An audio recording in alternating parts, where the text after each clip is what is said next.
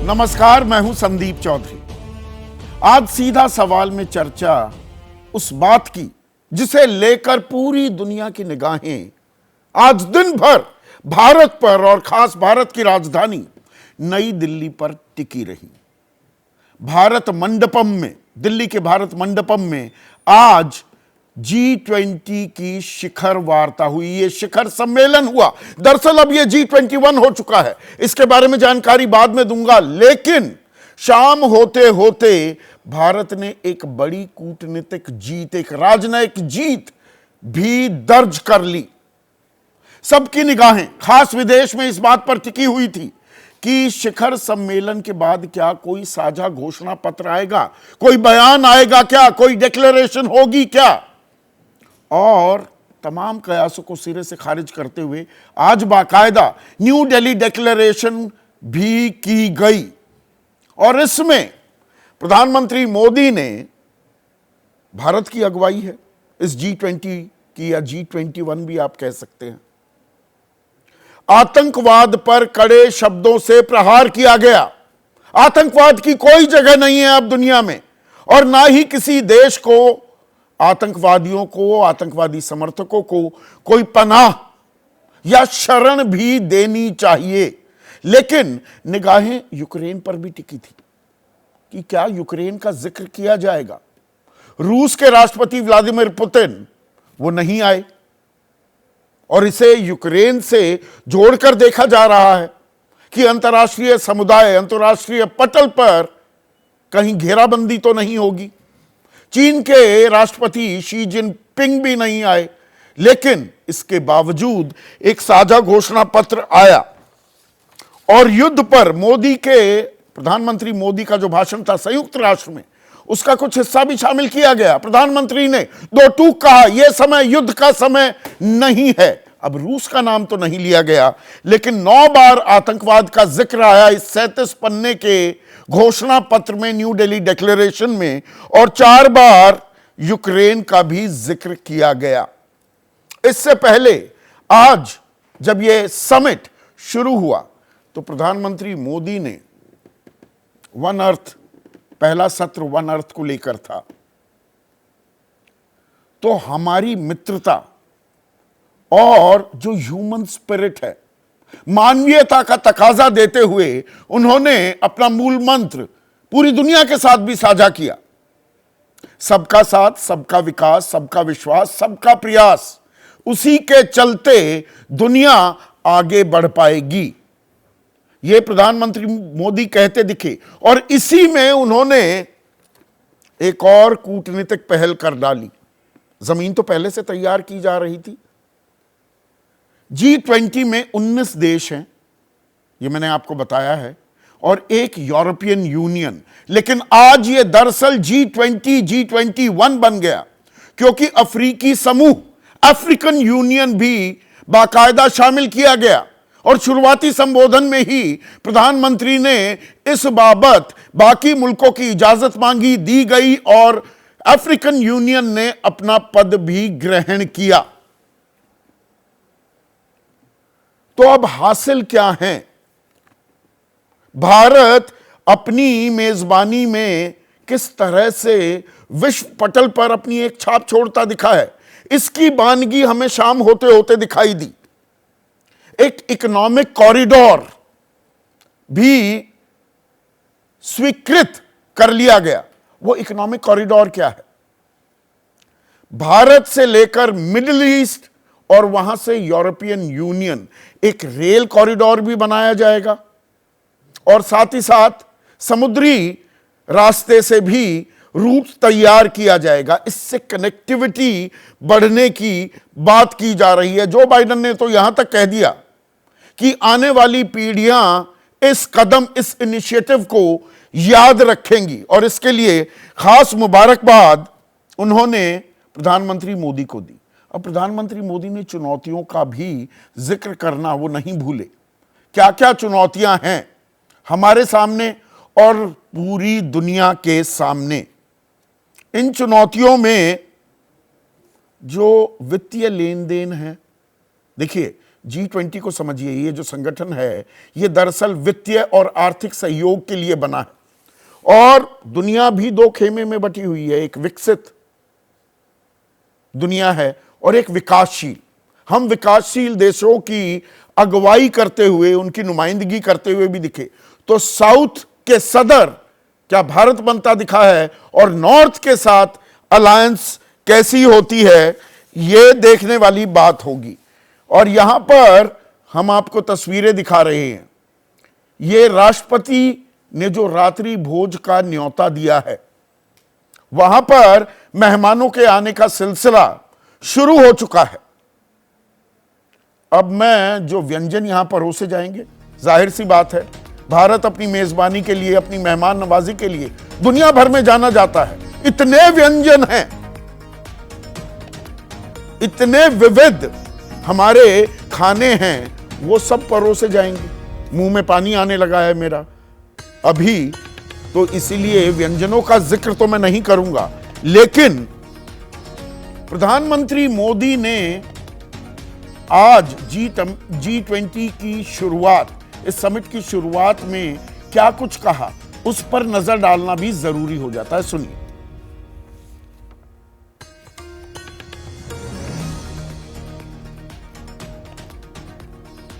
जब हम कोविड को हरा सकते हैं तो हम आपसी विश्वास पर आए इस संकट पर भी विजय प्राप्त कर सकते हैं। यह हम सभी के साथ मिलकर चलने का समय है और इसलिए सबका साथ, सबका विकास, सबका विश्वास, सबका प्रयास का मंत्र हम सभी के लिए एक पथ प्रदर्शक बन सकता है।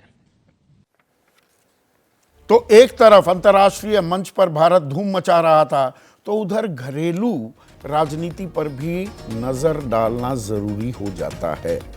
मैंने डिनर का जिक्र किया।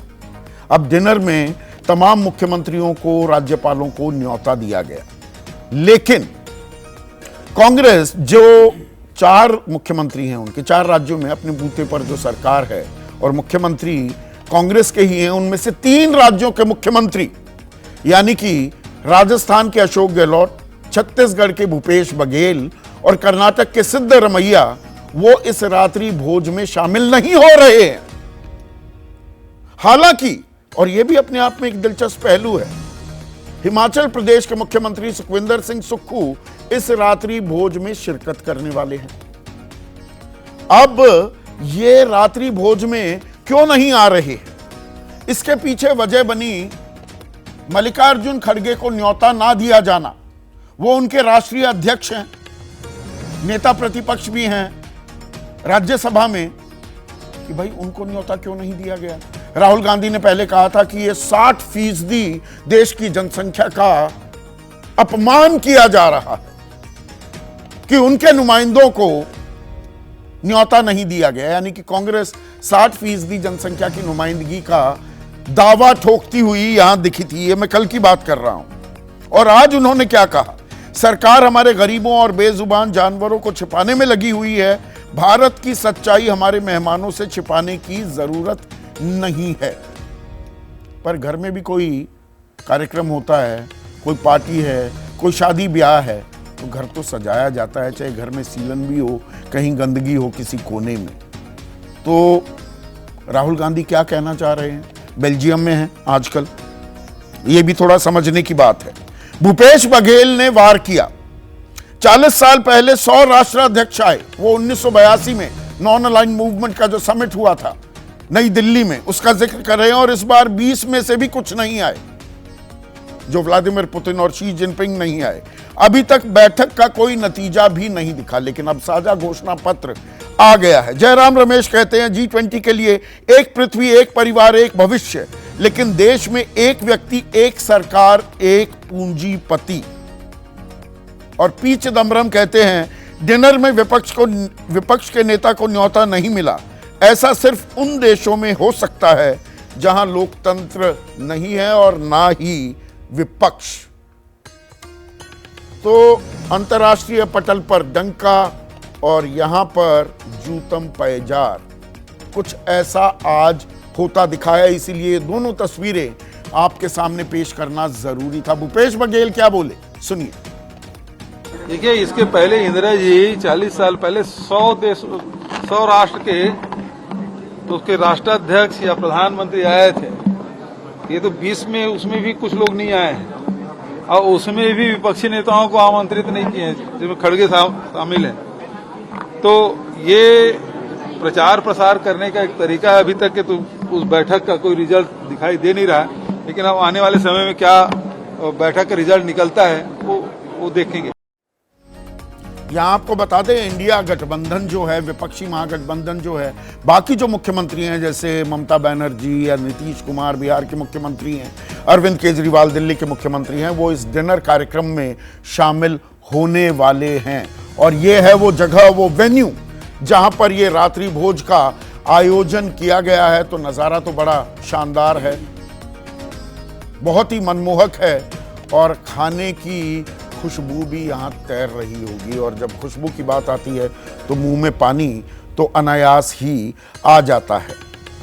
और यहाँ पर आप राष्ट्रपति द्रौपदी मुर्मू को देख सकती हैं और तमाम जो मेहमान हैं सिलसिलेवार तरीके से एक एक करके उनका स्वागत भी किया जाएगा। और स्वागत करना ये तो भारतीय परंपरा का एक हिस्सा है भी। सुबह कोणार्क जो सन टेम्पल है उसके एक प्रतीक का इस्तेमाल किया गया था। तो भारत की जो सांस्कृतिक धरोहर है उसको भी लगे हाथों शोकेस करने का काम भी भारत सरकार, प्रधानमंत्री मोदी और राष्ट्रपति द्रौपदी मुर्मू करते हुए दिखाई दे रहे हैं। और इसी में आप वो दो शब्द जिनके चलते चीन के पेट में दर्द भी हुआ है, वसुदेव कुटुंबकम, वो फूफा की भूमिका में, शादी ब्याह में वो फूफा मुंह जो सुजाए रहते हैं उसकी भूमिका में भी आ गया था। और इस शब्द को इस्तेमाल ना करने पर अड़ भी गया था कि ये तो जो 6 ऑफिशियल लैंग्वेजेस हैं संयुक्त राष्ट्र की, उसका हिस्सा नहीं है संस्कृत। तो ऐसे शब्द का इस्तेमाल किसी भी डिक्लेरेशन में नहीं किया जाना चाहिए। और यहां पर यह सिलसिला आज ही नहीं थमेगा। यहां आपसे जानकारी साझा कर दूं कि 2 समानांतर धाराएं बह रही हैं।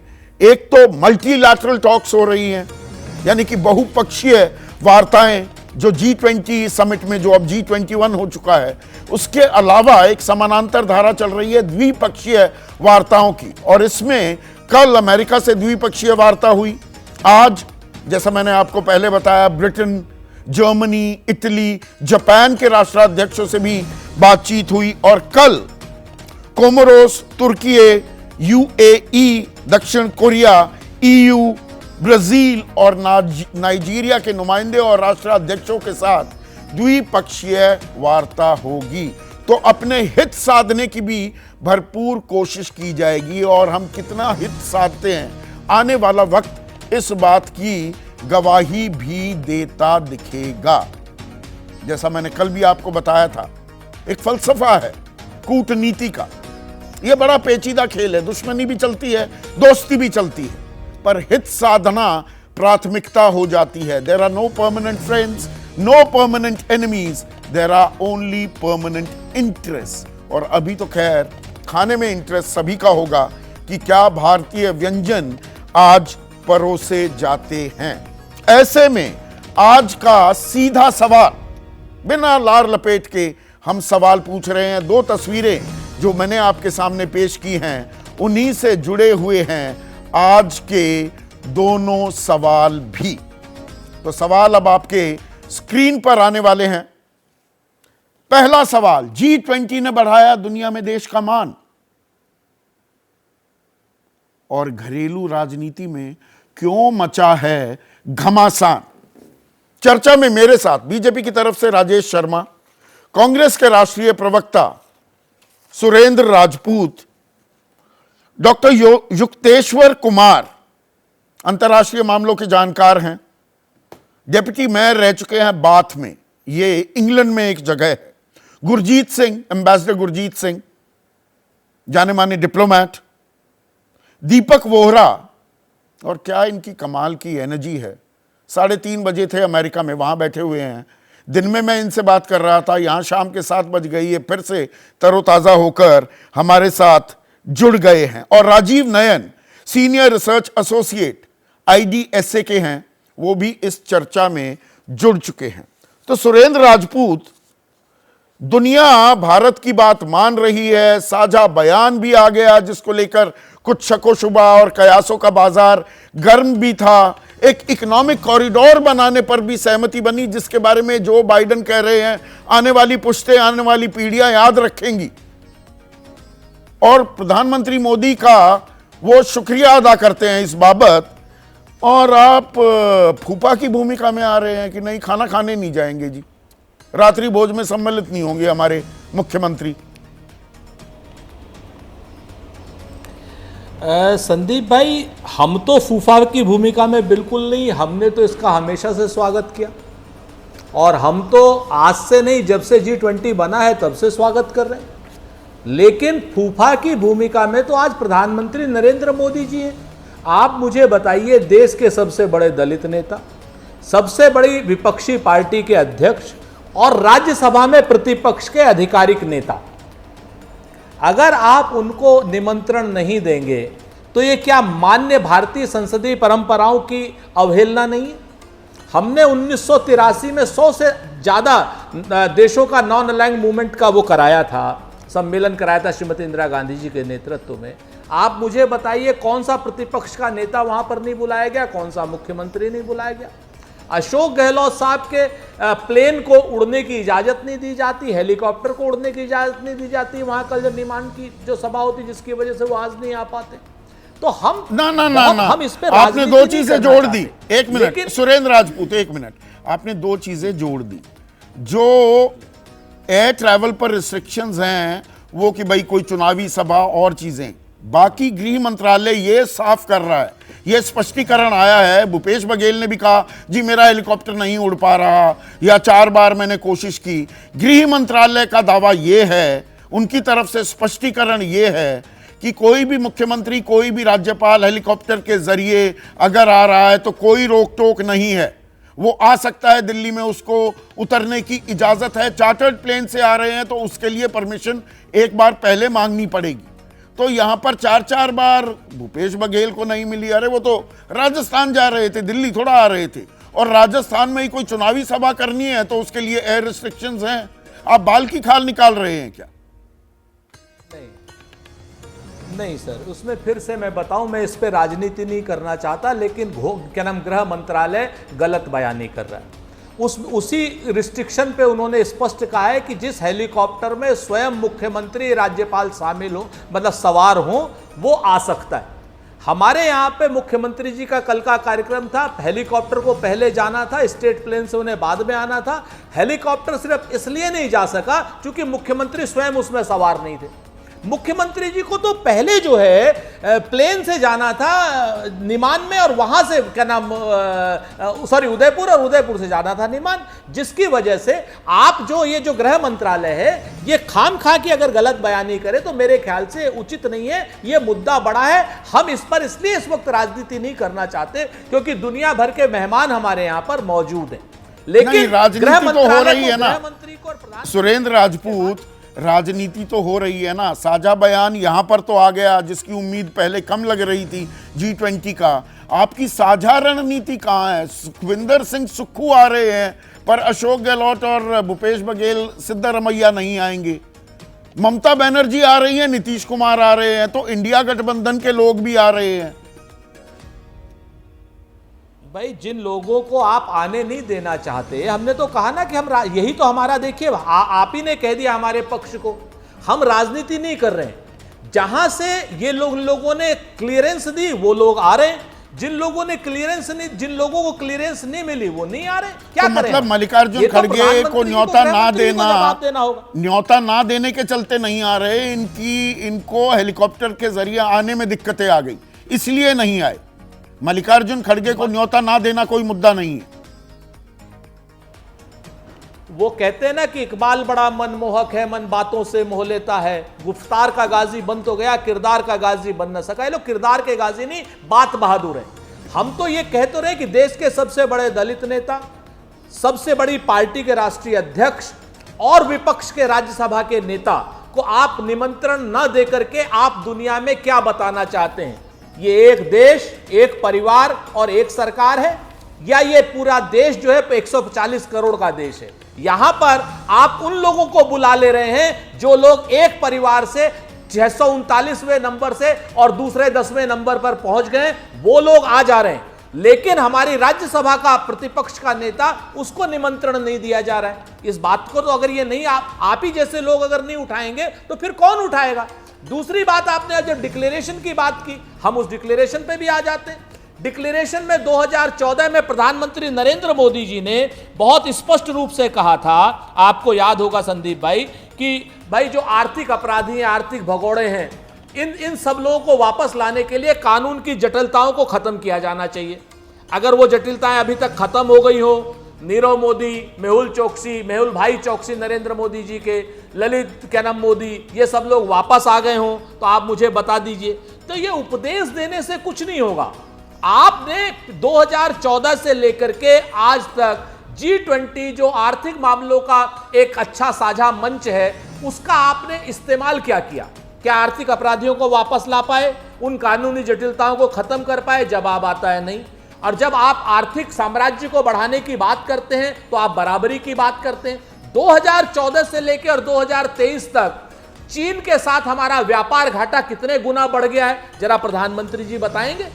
प्रधानमंत्री जी को इसी सम्मेलन में, इसी डिक्लेरेशन में साथ में यह भी तो घरेलू मोर्चे पर बताना होगा कि देश को आप गरीब करते जा रहे हैं। घरेलू मोर्चे की बात इसलिए भी आप कर रहे हैं कि वाहवाही ना लूट ले जाएं प्रधानमंत्री मोदी, ये 2024 से भी जोड़ा जा रहा है क्या? सीधा सीधा सवाल पूछ रहा हूं मैं आपसे। मैं आपसे बड़ी जिम्मेवारी से बता रहा हूं। कहते हैं कि अगर हम लोग, बिल्कुल प्रधानमंत्री जी तो चाहेंगे, लेकिन जब देश में पर कैपिटल इनकम, मेरी और आपकी इनकम घट रही है, पूरी दुनिया में 139वें नंबर की हो रही है, तो मैं दुनिया में 5वीं आर्थिक व्यवस्था को ओढ़ूं, चाटूं या बचाऊं, क्या करूं? जब मेरा व्यापार घाटा चीन के साथ लगातार बढ़ता जा रहा है, तो मैं ऐसे आर्थिक साम्राज्य का क्या करूं? मेरा जब डॉलर जो है लगातार नीचे गिरता जा रहा है, और प्रधानमंत्री का उवाच है कि जब देश रुपया गिरता है तो देश के प्रधानमंत्री की इज्जत गिरती है। कितनी इज्जत गिर गई प्रधानमंत्री जी की, वो भी मुझे बताएंगे। तो मैं इन सारी तो आप राजनीति खोज रहे हैं इसमें। अंतर्राष्ट्रीय मंच पर भारत की मेजबानी की क्या वाहवाही नहीं हो रही है? ये सवाल तो मैं एक्सपर्ट से पूछूंगा, पर बात क्या ये घरेलू राजनीति की आपने भी बढ़ा दी। मल्लिकार्जुन खड़गे को न्योता दे दिया जाता तो कौन सा आसमान फूट पड़ता? मल्लिकार्जुन खड़गे एक पार्टी के नेता हैं। भारत के अंदर में 2600 पार्टियां हैं। राज्यसभा में नेता चौवन स्टेट, राज्यसभा में नेता प्रतिपक्ष है, कैबिनेट मंत्री का दर्जा है। 6 नेशनल पार्टीज हैं। सभी के नेताओं को हम वहां पे इनवाइट कर लें। अरे राष्ट्रपति को जिनको लगता है कि इनवाइट करना है वो करेंगे। कोई ऐसा नहीं है कि हर किसी को जरूरी है कि इनवाइट करना है। उसको छोड़ करके फिर वो कल बोलेंगे सोनिया को नहीं इनवाइट करते। इनके टाइम पे क्या हुआ करता था? मनमोहन सिंह पीछे खड़े नया संसद भवन का उद्घाटन हो रहा था राजेश भाई, राष्ट्रपति तक को न्योता नहीं दिया गया था। मैं आज आपको बताऊं वहां पे कौन उद्घाटन करेगा वो बात थी। और आज ये सब लोगों ने बाइकआउट किया था। क्या 18 तारीख को ये नए राष्ट्रपति भवन में जाके नहीं बैठेंगे? जिस राष्ट्रपति भवन के उद्घाटन में ये नहीं गए थे, 18 और 19 तारीख को ये जाके बैठते ये बात का बतंगड़ बनाया जा रहा है। बतंगड़ नहीं, ये शर्म आनी चाहिए। अगर यहाँ के लोकतंत्र का मंदिर का उद्घाटन हो रहा है और इन लोगों ने बाइकआउट किया, ये शर्म की बात है। और आज जब 140 करोड़ जनता राष्ट्रपति को ही न्योता नहीं दिया गया, ये लोग ऐसी बातें कर रहे हैं, राजनीति, छोटी राजनीति कर रहे हैं, इनको शर्म आनी चाहिए। इनको इस तरीके से राजनीति करके देश की राजनीतिक दल तो राजनीति ही कर रहे हैं। बीजेपी राजनीति विरोध करते करते ये पूरी देश का विरोध करते हैं। जिस तरह राहुल गांधी बाहर जाकर के देश को बांटने वाले, देश को अगेंस्ट जो एजेंडा खड़ा करते हैं, उन लोगों के साथ में कल मीटिंग कर रहे थे, उसी तरीके से ये लोग यहाँ पे तो प्रधानमंत्री राजेश भाई, प्रधानमंत्री मोदी साउथ कोरिया में जाते हैं, कई जगह के उनके बयान की 2014 से पहले भारतवासी भारत में पैदा होने पर शर्मसार महसूस करते थे, ऐसे बयान भी दिए गए। उनके कुछ स्टेटमेंट को आप कन्वे कर रहे हो। यहां तो आपको बता रहा हूं, हर जगह जाकर के वैसे लोगों से जिन्होंने भारत के अगेंस्ट, पर ये तो आप सिर्फ उनके साथ ये मिलते पूरे हो। देश का एक पूरे देश का एक जलसा था सारे साथ चलते तो बेहतर नहीं होता क्या? तो यही साथ चलना चाहिए था ना, सारे चीफ मिनिस्टर्स को बुलाया, क्यों नहीं आए?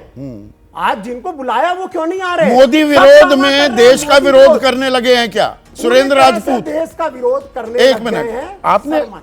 हाँ, सुरेंद्र राजपूत रिस्पॉन्ड कीजिए।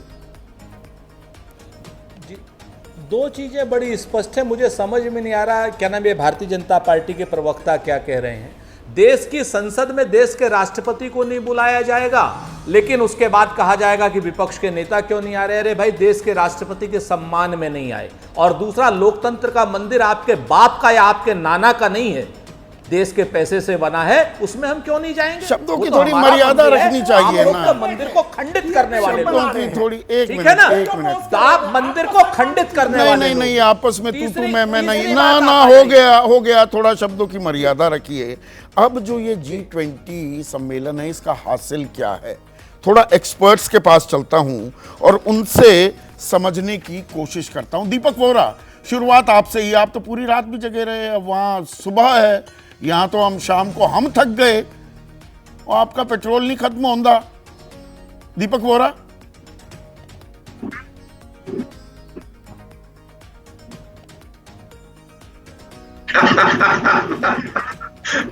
आभारी हूँ सर, जब भी आपका चैनल मुझे बुलाता है, और खास तौर से आप, अगर आप 10 बार बुलाएंगे तो मैं 11 बार आऊंगा सर। ये आपको मैं अपने पूरे दिल से कह रहा हूँ। मैं न्यूयॉर्क में हूँ, इस समय सुबह के 9:55 हुए हैं, 18 डिग्री सेल्सियस तापमान है और अभी भी धीमी धीमी बारिश हो रही है। सर, अभी मैंने सुना था वो नैम समिट के बारे में 1983, मैं उस समय जूनियर ऑफिसर था, प्रोटोकॉल में इन्वॉल्व था। मैं विनम्रता से निवेदन करूंगा कि आप गेस्ट लिस्ट मंगवा लीजिएगा 1983 की। एम्बेसडर गुरजीत सिंह, जिनकी जानकारी मुझसे कहीं ज्यादा है, उनका तजुर्बा मुझसे बहुत ज्यादा है, उनको भी ये मालूम है। गेस्ट लिस्ट में आप देख लीजिएगा कौन कौन से डोमेस्टिक लीडर्स को इनवाइट किया गया था, आपको मालूम हो जाएगा।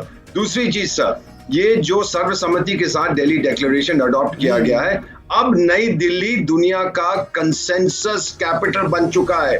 सर, आप तो ये जानते हैं कि अफ्रीका के 3 देशों में मैं वहां के सरकारों का विशेष सलाहकार हूं। मैं आपको बता देता हूं कि लिसोथो, किंगडम ऑफ लिसोथो, छोटा सा देश है दक्षिण अफ्रीका में, उसके फॉर्मर फॉरेन मिनिस्टर, जो मेरे मित्र हैं, क्या लिख के दिया है सर, मैं आपको पढ़ के सुना देता हूं। हम लोग मैसेजेस एक्सचेंज करते रहते हैं। उन्होंने ये लिखा है, thank you India for giving Africa it's rightful place. Mister ambassador, India is our brother, India is our friend, India is our partner. इससे ज्यादा मैं क्या कह सकता हूं सर? ये जो आपने न्यू दिल्ली डिक्लेरेशन का, दीपक वोरा, जो आपने न्यू दिल्ली डिक्लेरेशन का जिक्र किया, इसको लेकर थोड़े कयास भी लग रहे थे कि कहीं ऐसा ना हो कि ना आए। It might have been an embarrassment for India, क्योंकि हम मेजबान देश हैं, पर उसका आना 9 बार, आतंकवाद का भी जिक्र करना, यूक्रेन का भी 4 बार उसमें जिक्र, हालांकि रूस का जिक्र नहीं किया गया है, तो कहीं ना कहीं ये कूटनीतिक जीत भी है भारत के लिए।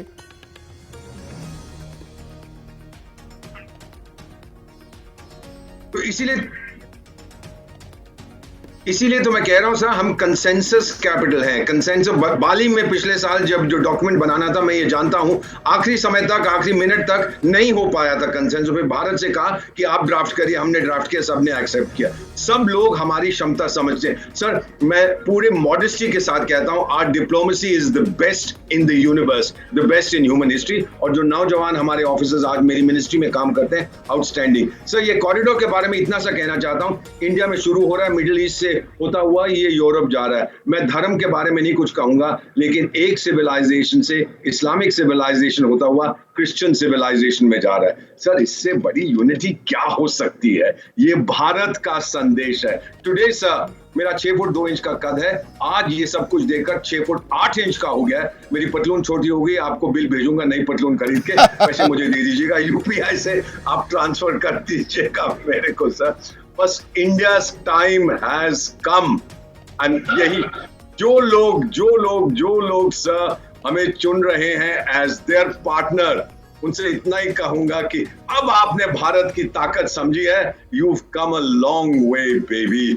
अब हम वहां पहुंच चुके हैं जहां हम सबकी मदद, पर कैपिटा इनकम, ये सब, मैं तो डेवलपमेंट इकोनॉमी से, ये फिगर्स आप बहस करते रहिए, लेकिन Bharat has put it's best foot forward. नहीं, वो बहस करने की बात नहीं, वो भी एक कड़वी हकीकत है। हम 5वीं सबसे बड़ी अर्थव्यवस्था हैं, तो प्रति व्यक्ति आय के मामले में हम 139वें स्थान पर हैं। तो कुछ दिक्कतें हैं। और कोई भी मजबूत देश, एक स्वाभिमानी मुल्क अपनी कमजोरियों को अपने गिरेबान में झांकने का मादा भी रखता है। लेकिन एम्बेसडर गुरजीत, जो चीन और रूस के राष्ट्राध्यक्षों का ना आना, यानी कि व्लादिमीर पुतिन और शी जिनपिंग का ना आना, it was a sort of a dampener, पर उस दिक्कत को पाते हुए साफ दिखा है यहां पर भारत। किस तरह से आप रीड करते हैं? नमस्कार, और मेरी ओर से मेरे सीनियर कुलीग एम्बेसडर दीपक वोरा को और भी नमस्कार, गुड मॉर्निंग। देखिए, मेरे को लगता है आपकी सुई आज एब्सेंटीज पे अटक गई है, लेकिन आज वो दिन है जो भारतीय कूटनीति का इंडिपेंडेंस के बाद सबसे बड़ा दिन है, उसको सेलिब्रेट कीजिए। आज जो हमने अचीव किया है, जैसे दीपक जी ने कहा, कंसेंसस बनाया, हमने ग्लोबल साउथ को आगे बढ़ाया, अफ्रीकन यूनियन को इसका सदस्यता दिलाई, जो पहले कभी कोई प्रेसिडेंट ने कोशिश नहीं की कि G20 की सदस्यता को मैं बदलूं। आज भारत के लिए ऐसा दिन है जो प्रधानमंत्री मोदी ने सिर्फ भारत नहीं, पूरी ह्यूमैनिटी का एक रोल अदा किया है और सबका विश्वास और सबको प्रयास करने के लिए प्रेरित किया है। ये आज का दिन है। हमने G20 को टूटने से बचाया है, नहीं तो ये भी UN सिक्योरिटी काउंसिल की तरह एक फूट में पड़ जाता। हमने रूस, चीन, अमेरिका, G7 सबको रजाया है कि इकट्ठे होके चलो। और कैसे किया? हमने इमर्जिंग कंट्रीज और ग्लोबल साउथ का पलड़ा भारी कर कर उनके ऊपर जोर डाला कि हमारी आशाएं क्या हैं, आप उनसे सुनिए। अब उसमें कोई नहीं आया, वो उसकी वजह है, लेकिन उसकी डेलीगेशन तो यहां है। उनकी डेलीगेशन ने सर्वसम्मति से न्यू दिल्ली डिक्लेरेशन में हिस्सा लिया है और आज विदेश मंत्री ने स्पष्ट किया कि सब डेलीगेशन ने भारत की बहुत मदद की और उन्होंने कहा अगर आप चीन के बारे पूछते हैं तो चीन ने भी मदद की।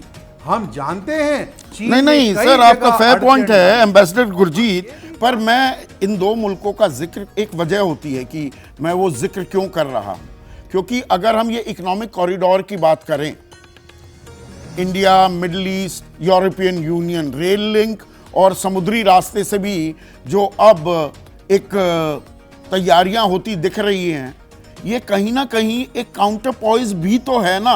बेल्ट एंड रोड जो चीन करता आ रहा है और ग्वादर पोर्ट तक चला गया है, उसमें ईरान की भी थोड़ा सा अब झुकाव चीन रूस की तरफ, उनका एक नेक्सस बन रहा है, वो रीडिंग भी तो करनी पड़ेगी। उस सेंस में भारत क्या अब बिल्कुल सेंटर स्टेज पर आ गया है इंटरनेशनल जियोपॉलिटिक्स की?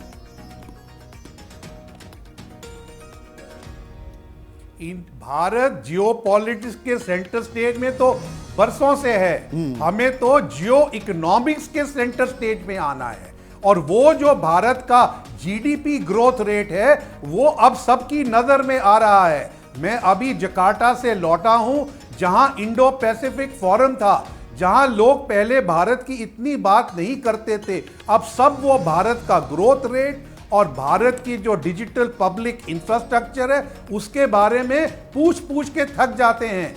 ये जो जियो इकोनॉमिक्स है ये भारत को आगे ले जा रहा है और इसी का हमें प्रयोग करना है। जो आप पूछ रहे हैं, भारत I2U2 यूरोपियन संघ मिलके जो नया इंफ्रास्ट्रक्चर बनाएंगे, ये बहुत अच्छी बात है। पहली बारी मैं कोई देख रहा हूं प्रोजेक्ट, नहीं तो पहले तो सिर्फ build back better, gateway, India EU connectivity, ये स्लोगन्स होते थे।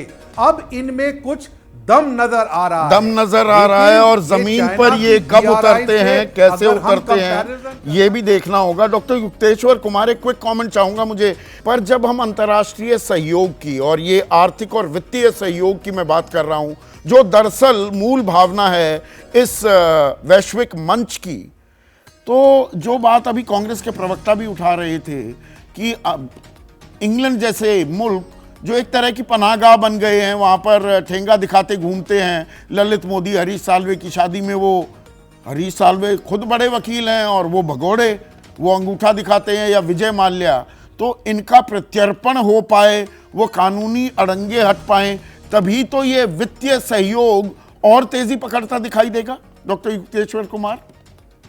बिल्कुल, आपने बिल्कुल सही बात बोला है। जैसे ललित मोदी हो या हरीश साल्वे जी, उनका शादी वहां पे हुआ, पर अभी उस शादी की बात करने का समय नहीं है।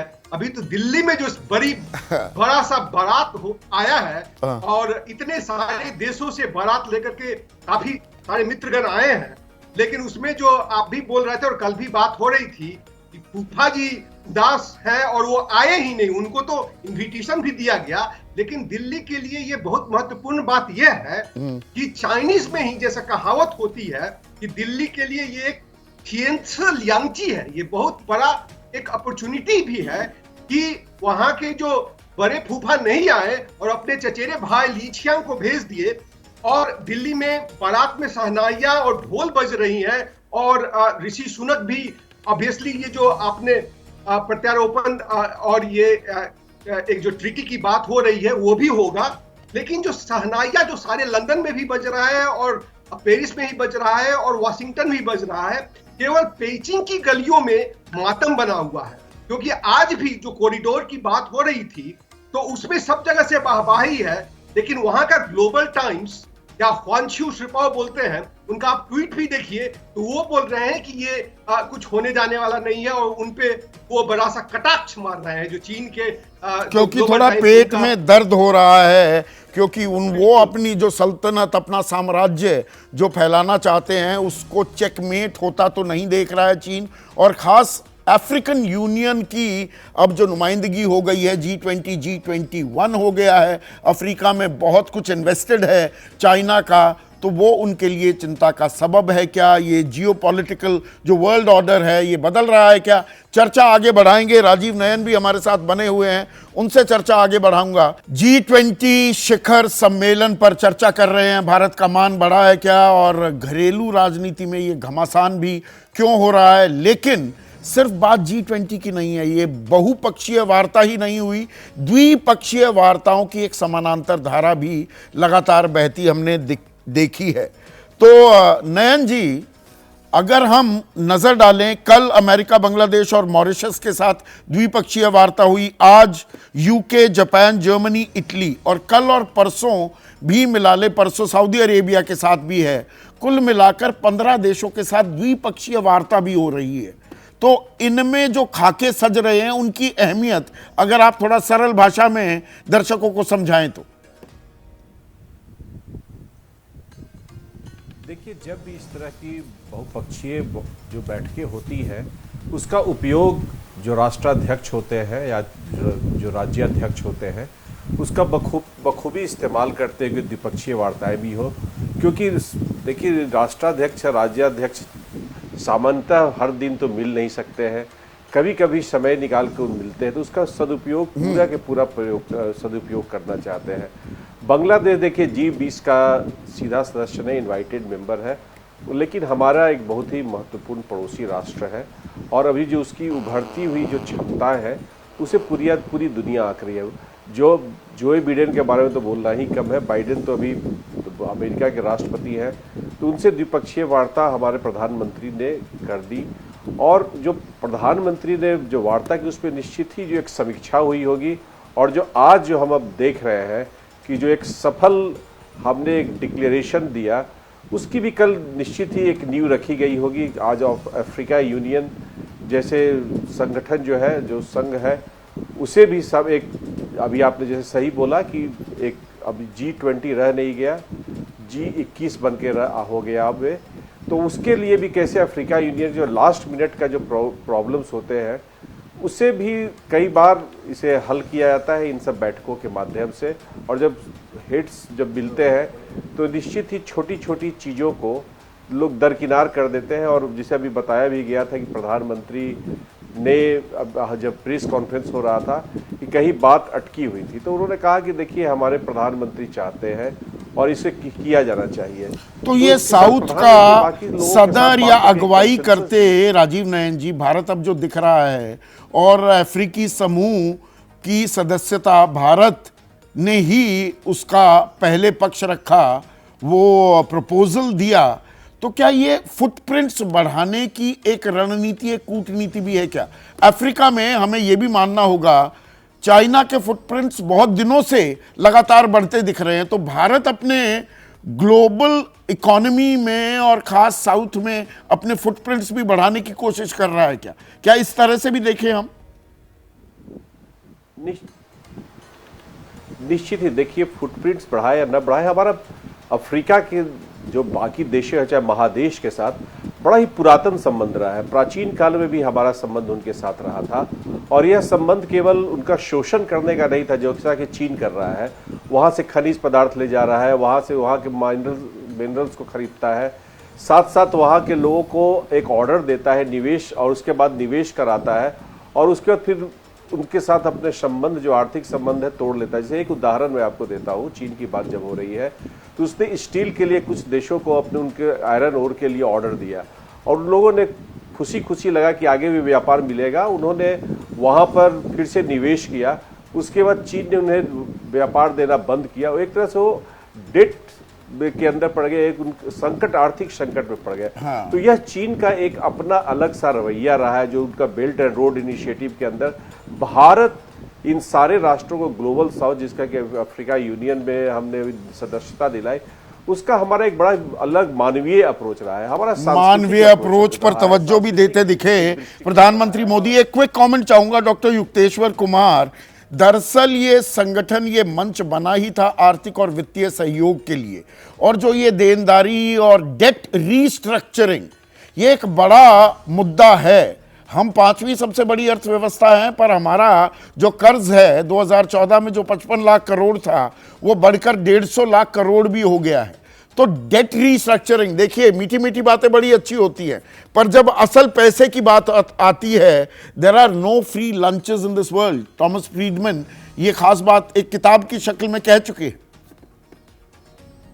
बिल्कुल, there are no free lunches in this world, but there is a free dinner today for the guest. But हाँ, आप जो बात कर रहे हैं G20 का, तो ये बिल्कुल ही ये आर्थिक मामलों के लिए बना था, ना कि कोई डिफेंस के लिए या वार के लिए। पर फिर भी आज जब हम और आपकी जो क्वेश्चन है कि ठीक है, जो हमारा जो डेट है वो काफी ज्यादा है, लेकिन अगर आप देखिए दूसरे देशों का डेट, आप इंग्लैंड का डेट देखिए, उनका जो डेट है वो करीब करीब 95% ऑफ देयर जीडीपी, करीब करीब 3 ट्रिलियन पाउंड का डेट है। यूएस का डेट देखिए, फ्रांस का डेट देखिए, जर्मनी का डेट देखिए, और चाइना का इंटरनल डेट, एक्सटर्नल डेट नहीं, चाइना का अगर इंटरनल डेट भी देखिए तो काफी बहुत ज्यादा है। और इसलिए शी जिनपिंग ने बहुत बड़ी गलती की। ये यहाँ पर इतना बड़ा फ्री लंच और फ्री डिनर मिल रहा है और वो वहां पे नहीं आए, और इसके लिए उनको अपने गुरु जिन्होंने दंग सियाओपिंग ने, जिन्होंने चाइना की आर्थिक व्यवस्था को सुदृढ़ किया 40 सालों में, 1978 से लेकर के उनके मरने तक। हाँ। उन्होंने बोला था 1979 में, एक लास्ट बात बोल दूं, जब वो अमेरिका जा रहे थे, जब उनके साथ संबंध भी नहीं हुए थे, उनका जो डिप्लोमेटिक रिलेशन भी नहीं था, तब उनसे पूछा गया था कि आप अमेरिका क्यों जा रहे हैं। हाँ। तो उन्होंने यही बोला था कि देख लो कि जो भी देश अमेरिका के साथ में अच्छे रिश्ते रखता है, हाँ, उसका कितना कल्याण हो रहा है। कल्याण हो रहा है, तो कल्याण किसका हो रहा है और हित किसके साधे जा रहे हैं, ये बात अभी आने वाला वक्त गवाही देगा। पर भारत ने विश्व पटल पर अपनी मेजबानी से डंका तो बजाया है, इस बात में कतई कोई दो राय नहीं हो सकती। आपका सभी का बहुत बहुत शुक्रिया राजेश, आप बने रहिए। अंतिम पड़ाव की ओर अब चलते हैं।